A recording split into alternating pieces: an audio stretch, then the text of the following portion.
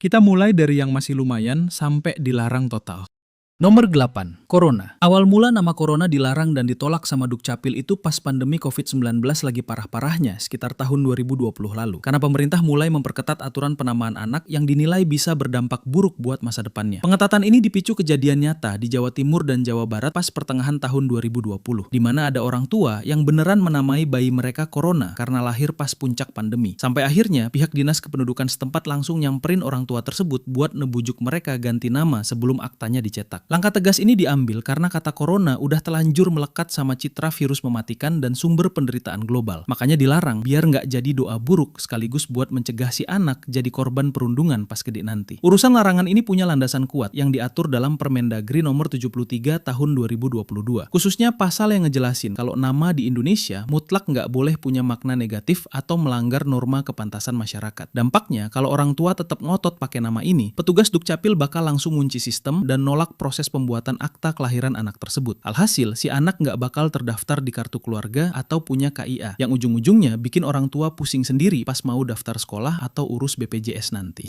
Nomor 7, Kak 7. Lahirnya larangan buat nama Kak 7 ini mulai diperketat banget sejak pertengahan tahun 2022 lalu. Pas pemerintah lagi gencar-gencarnya ngerapihin sistem administrasi kependudukan digital di Indonesia. Aturan ini dipicu sama beberapa kasus nyata di daerah Jawa Tengah sekitar tahun 2021, di mana ada orang tua yang nekat daftarin nama anaknya pakai kombinasi angka Kak 7 karena pengen kelihatan unik. Sampai akhirnya petugas Dukcapil setempat langsung nolak di tempat dan nyuruh mereka ganti pakai huruf semua sebelum berkasnya dikirim ke sistem pusat. Pihak pemerintah tegas ngelarang nama Kak 7 karena penggunaan angka di dalam nama manusia itu dianggap nggak lazim, mirip kode barang, dan nggak sesuai kaidah bahasa. Yang mana hal ini dilarang kuat biar si anak nggak rawan jadi bahan bercandaan teman-temannya pas sekolah nanti. Dasar hukum buat ngeblokir nama ini udah tertulis jelas di Permendagri nomor 73 tahun 2022 yang negasin kalau penulisan nama pada dokumen kependudukan itu mutlak harus pakai huruf alfabet dan nggak boleh disisipin angka atau simbol sama sekali. Dampaknya kalau orang tua tetap ngeyel dan ngotot pengen pakai nama Kak 7, petugas gak bakal mau nginput data itu dan bakal ngebiarin status permohonannya digantungin. Dan buat kalian yang pengen buat video ala singkat cerita, kita udah bongkar caranya di sini. Klik link di deskripsi karena kita buka aksesnya minggu depan. Nomor 6, X. Bicara soal nama satu huruf kayak X, larangan resminya itu mulai diperketat banget sejak pertengahan tahun 2022 lalu pas pemerintah lagi ngerapihin standarisasi dokumen kependudukan. Fenomena ini sendiri mencuat setelah muncul tren unik di kota besar kayak Jakarta dan Bandung sekitar tahun 2021, di mana ada beberapa orang tua yang kelewat kreatif dan nekat mendaftarkan anak mereka pakai nama satu huruf tunggal X. Sampai akhirnya pihak Dukcapil langsung nolak mentah-mentah permohonan itu di loket pendaftaran. Langkah tegas dari petugas ini diambil karena nama minimalis begitu dianggap melanggar asas kepantasan, bikin sistem komputerisasi negara rawan error pas input data. Dan biar si anak nggak minder gara-gara namanya dikira teks sensor sama temen-temennya pas gede nanti. Regulasi yang dipakai buat ngeblokir nama ini udah tertulis valid di Permendagri nomor 73 tahun 2022, yang mana di dalamnya diatur secara ketat kalau penulisan nama di akta itu minimal harus terdiri dari 2 kata dan nggak boleh disingkat pakai 1 huruf doang. Urusannya bakal panjang kalau orang tua tetap ngotot pengen pakai nama X, karena petugas nggak bakal mau memproses berkasnya dan langsung ngebatalin pengajuan akta kelahiran anak tersebut. Nomor 5, kasus nama satu huruf yang ini sebenarnya mirip sama tren sebelumnya. Tapi larangan buat nama ini mulai benar-benar diperketat sejak pertengahan tahun 2022, pas aturan administrasi negara diperbarui. Pengetatan ini berawal dari kejadian nyata yang sempat bikin heboh di daerah Tuban, Jawa Timur sekitar tahun 2021, di mana ada orang tua yang mendaftarkan anak mereka dengan nama singkat doang, dengan alasan biar simple. Sampai akhirnya pihak Dukcapil setempat terpaksa menahan proses berkasnya karena namanya nggak memenuhi syarat penginputan sistem kependudukan. Petugas di lapangan kompak melarang nama M ini karena berpotensi besar bikin bingung. Soalnya huruf M tunggal biasanya dipakai masyarakat sebagai singkatan dari nama Muhammad atau Muhammad. Pemerintah nggak mau sistem pencatatan sipil jadi rancu, sekaligus buat melindungi si anak dari kerepotan administratif atau salah ketik dokumen pas dia beranjak dewasa dan mau mengurus berbagai keperluan legal. Aturan yang mendasari penolakan nama satu huruf ini mengacu kuat pada Permendagri nomor 73 tahun 2022. Konsekuensi kalau orang tua masih keras kepala dan nggak mau ganti nama ini, petugas Dukcapil bakal langsung mencoret pengajuan berkas akta kelahiran anak tersebut dari antrean. Jangan lupa subscribe dan follow Singkat Cerita agar kita jadi channel edukasi pertama di dunia yang mencapai 10 juta follower dan subscriber di 3 platform pada tahun 2027.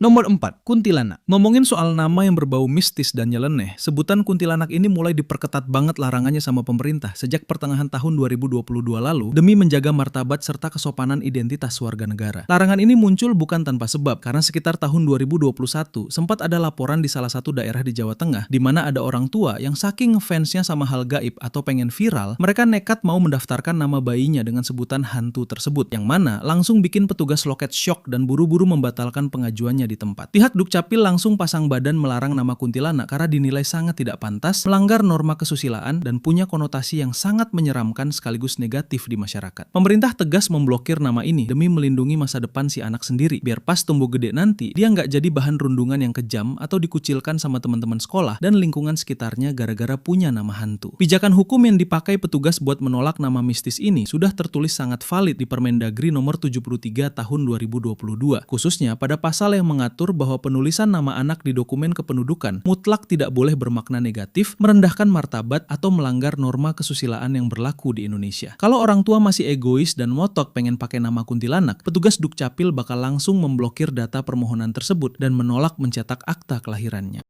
Nomor 3, Dajjal. Beralih ke nama yang punya citra buruk dalam ajaran agama, sebutan Dajjal ini mulai bener-bener dipelototin dan dilarang keras sama petugas pencatatan sipil sejak pertengahan tahun 2022 lalu pas aturan penamaan anak diperbarui. Fenomena nekat ini sempat kedeteksi di salah satu wilayah di Jawa Barat sekitar tahun 2021, yang mana ada orang tua dengan pemikiran nyeleneh mencoba mendaftarkan nama anak mereka pakai sebutan tokoh akhir zaman tersebut, sampai akhirnya bikin petugas di loket langsung geleng-geleng kepala dan tegas membatalkan berkas permohonannya saat itu juga. Langkah pemblokiran dari pihak Dukcapil ini diambil karena kata Dajjal sendiri udah telanjur identik sama lambang kejahatan tertinggi, pembawa fitnah, dan makhluk terkutuk dalam keyakinan mayoritas masyarakat. Pemerintah nggak mau nama sekontroversial ini malah jadi beban mental seumur hidup buat si anak, sekaligus buat mencegah biar dia nggak dikucilkan atau jadi sasaran amukan verbal dari lingkungan sosialnya pas tumbuh dewasa nanti. Landasan kuat yang dipakai negara buat mencekal nama religius yang melenceng ini bersumber dari Permendagri nomor 73 tahun 2022. Risiko kalau orang tua tetap batu dan kekeh mau pakai nama Dajjal, petugas Dukcapil nggak bakal sudi buat memproses data tersebut dan bakal langsung mengunci status pengajuannya.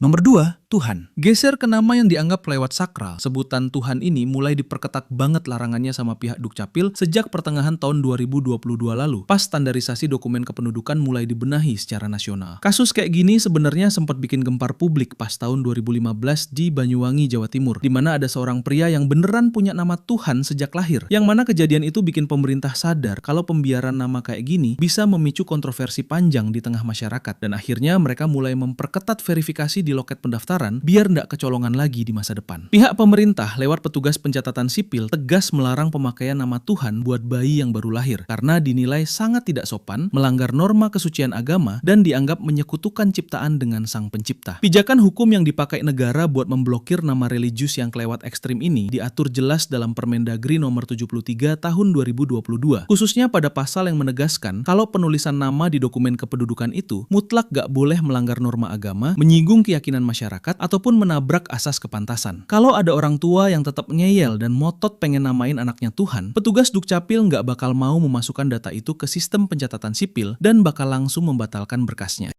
Nomor 1, Saiton. Sampai di urutan puncak nama yang paling kontroversial, sebutan Saiton ini mulai ditutup rapat-rapat jalurnya dan dilarang keras sama pihak Dukcapil sejak pertengahan tahun 2022 lalu, pas aturan penamaan anak diperketat secara nasional. Kehebohan nama ini awalnya mencuat ke publik sekitar tahun 2015 di daerah Palembang, Sumatera Selatan, di mana ada seorang pria dewasa yang beneran punya nama Saiton sejak kecil dan mengaku sering kesusahan sendiri karena namanya bikin orang lain syok. Petugas pencatatan sipil kompak melarang nama Saiton karena secara arti udah telanjur melekat sama sosok makhluk jahat, penggoda iman, dan simbol keburukan mutlak dalam norma agama. Dasar hukum yang dipakai negara buat mencekal nama bermakna negatif ini tercantum sangat valid di Permendagri nomor 73 tahun 2022, khususnya pada pasal yang mengatur kalau penulisan nama di dokumen kependudukan itu mutlak gak boleh melanggar norma agama, kesusilaan, ataupun nabrak asas kepantasan di masyarakat. Kalau orang tua tetap keras kepala dan motok pengen pakai nama Saiton buat bayinya, petugas di loket bakal langsung menolak mentah-mentah dan memblokir pengajuan akta kelahiran tersebut.